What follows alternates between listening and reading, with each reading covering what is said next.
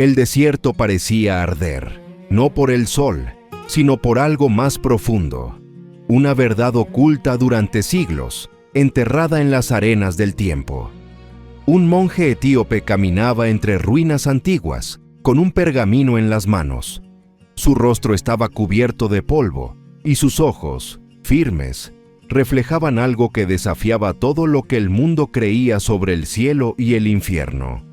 Se detuvo frente a una pared llena de símbolos y murmuró: «La historia que contaron no es la verdadera». El pergamino que llevaba no era un texto común. Era parte de la Biblia etíope, una de las versiones más antiguas y completas de las Escrituras. Y dentro de ella existía un relato que la mayoría de las iglesias modernas prefirió ocultar. La caída de Lucifer podría haber sido una mentira. Durante siglos se nos enseñó que Lucifer era el ángel que se rebeló contra Dios, que fue arrojado del cielo por su orgullo y se convirtió en el diablo. Pero en las escrituras etíopes, la historia se cuenta de una manera diferente. No comienza con un ángel traidor, sino con un propósito. Según esos textos, Lucifer, cuyo nombre en ge'ez, la lengua sagrada de Etiopía, significa portador del amanecer, fue enviado a la tierra no como castigo, sino con una misión. Los manuscritos hablan de un tiempo anterior al Edén, cuando la creación aún estaba en perfecto equilibrio. Existían la luz y las tinieblas, pero no en guerra. Coexistían, formando el tejido de la realidad. En esa época, Dios habría creado a un ángel de esplendor único, hecho de fuego y conciencia pura, encargado de guardar el límite entre el mundo espiritual y el físico. Su papel era vigilar, observar y mantener el equilibrio. Ese ángel era Lucifer. Según el libro etíope de Enoc y otras escrituras preservadas solo en los monasterios de Etiopía, hubo una confusión en las interpretaciones a lo largo de los siglos. El nombre Lucifer nunca aparece como un demonio en el texto original. Es descrito como un observador, un vigilante, perteneciente a la orden de los Grigori, ángeles que descendieron a la tierra para estudiar y proteger a la humanidad. Pero algo sucedió. Cuando esos ángeles comenzaron a acercarse demasiado a los humanos, el equilibrio se rompió. Enseñaron conocimientos prohibidos, revelaron secretos del cielo y fueron vistos como traidores. El castigo cayó sobre todos, incluso sobre quien los lideraba. Y aquí comienza el enigma. En las versiones etíopes, no está escrito que Dios los condenó al infierno, sino que fueron sellados dentro del mundo material, atrapados entre el cielo y la tierra, hasta el día del juicio. En otras palabras, la caída de Lucifer no habría sido un castigo por orgullo, sino una misión que se salió de control. Él descendió, sí, pero para cumplir una tarea. Y el infierno, en ese contexto, no es un abismo de fuego. Es el propio mundo físico, el plano en el que vivimos. El monje dio vuelta a la página del pergamino y murmuró en voz baja: «La caída no fue un castigo, fue un sacrificio». Según el texto, Lucifer habría aceptado venir a la tierra para comprender el sufrimiento humano, para experimentar la limitación de la carne y la oscuridad de la duda. El error fue que, al sumergirse en este mundo, se perdió entre las sombras que solo debía observar. Así, la rebelión no fue contra Dios, sino contra su propio destino. En los manuscritos etíopes hay un pasaje enigmático que dice: «Y el hijo del amanecer vio a los hijos de los hombres y se compadeció, y descendió para instruirlos, para que conocieran el bien y el mal, pero los hombres lo llamaron enemigo».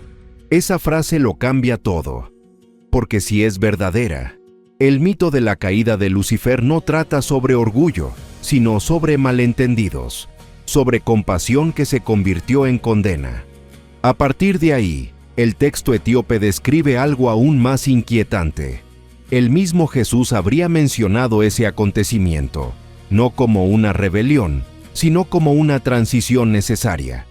En algunas interpretaciones de la tradición etíope, Cristo es visto como el segundo portador de la luz, aquel que vino a restaurar lo que el primero perdió.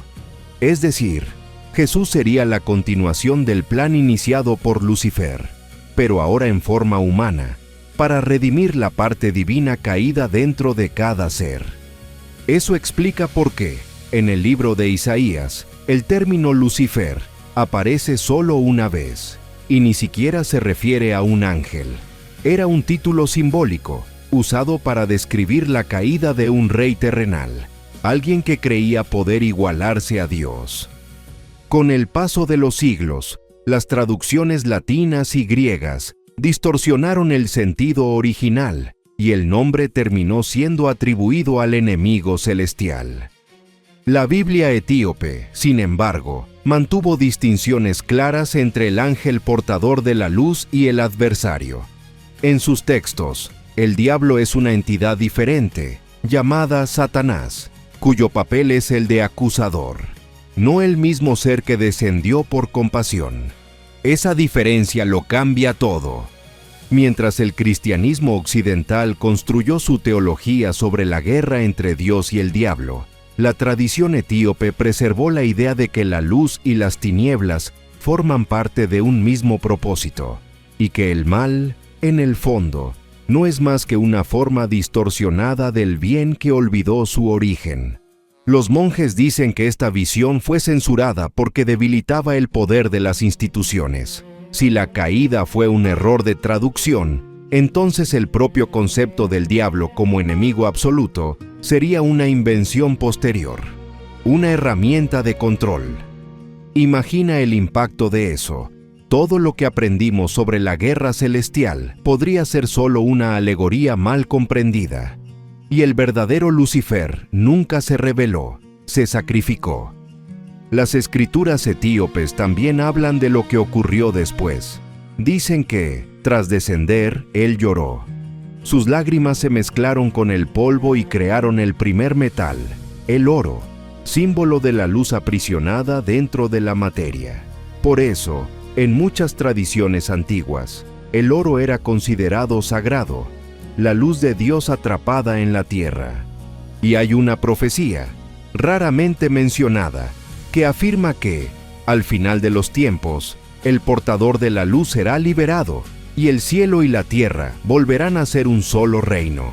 Pero si todo eso es verdad, ¿por qué se ocultó la historia? Los eruditos etíopes dicen que, cuando el cristianismo romano comenzó a expandirse, muchas de las versiones más antiguas de los textos fueron descartadas. La Iglesia necesitaba una narrativa simple, un Dios bueno, un enemigo malo y una humanidad en el medio, dependiente del perdón. La versión etíope, en cambio, mostraba un cuadro mucho más complejo, un Dios que permitía que la luz cayera en la oscuridad, para que un día ambas se reconciliaran. Era una teología demasiado peligrosa para ser aceptada. A lo largo de los siglos, los monjes protegieron esos textos, escondiéndolos en cuevas y criptas. Algunos fueron quemados, otros enterrados, pero algunos sobrevivieron. Y cuando finalmente comenzaron a ser traducidos en el siglo XX, revelaron pasajes que el mundo no estaba preparado para escuchar. Fragmentos que decían que Lucifer fue el primero en comprender el amor divino en su forma más extrema, el amor que desciende hasta las sombras para rescatar lo que está perdido. Eso no significa que el mal no exista. Significa que tal vez nació de una luz que olvidó quién era. La Biblia etíope no niega la presencia de las tinieblas, pero enseña que la redención final no vendrá por la destrucción del mal, sino por su recuerdo. Cuando lo que cayó recuerde quién era, el ciclo se cerrará. El monje cerró el pergamino. El viento comenzó a soplar, y las llamas de las lámparas titilaron. Sabía el riesgo de divulgar aquello. Muchas voces ya habían sido silenciadas por menos, pero también sabía que la verdad no puede ser quemada. Mientras abandonaba el templo, su voz resonó entre las columnas de piedra. Un día, el portador de la luz regresará, y el mundo entero descubrirá que la caída nunca fue el final, fue el comienzo. Y quizá eso es lo que Etiopía trató de advertirnos por siglos, que no todo lo que llamamos caída es ruina. A veces, es simplemente el camino que la luz elige para volverse humana.